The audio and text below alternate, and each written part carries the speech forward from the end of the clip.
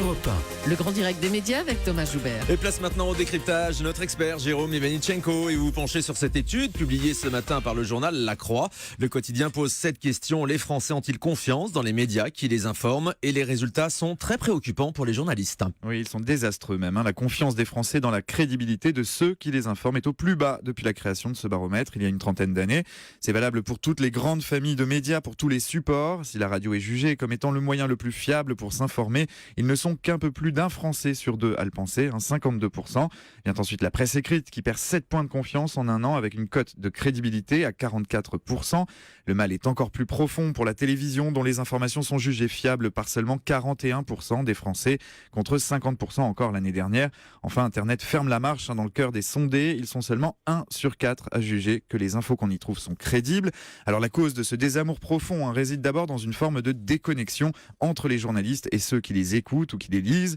Plusieurs sujets sont cités à titre d'exemple, le braquage de Kim Kardashian, le débat autour du Burkini ou la présidentielle américaine, des sujets qui ont obsédé les médias mais qui n'intéressaient pas autant les Français. À l'opposé, ils jugent qu'on a trop peu parlé de la pédophilie dans l'église ou de la conférence pour l'environnement de Marrakech.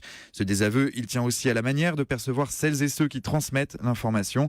67% des Français estiment que les journalistes sont soumis aux pressions politiques. Ils sont 58% à penser qu'ils ne résistent pas aux pressions financières. Le constat est sans appel pour une large majorité des Français. Les médias ne sont pas indépendants et mécaniquement, ça décrédibilise leurs propos. Et surtout, ça les détourne de l'information. Oui, l'appétit des Français pour l'actualité est au plus bas depuis la création de ce baromètre en 1987. Seulement 64% d'entre eux déclarent s'y intéresser désormais contre 70% encore l'année dernière. Et c'est d'autant plus vrai chez les jeunes. Une baisse de l'appétit pour l'info qui intervient étrangement à une période charnière pour la vie démocratique. On pense à la perspective de l'élection présidentielle. Ce n'est peut-être pas, et ça n'est pas le seul paradoxe révélé par cette étude. En termes d'usage, Internet représente la première source d'information pour un quart des Français, et ce, malgré leur défiance vis-à-vis des informations qui y circulent, et notamment sur les réseaux sociaux.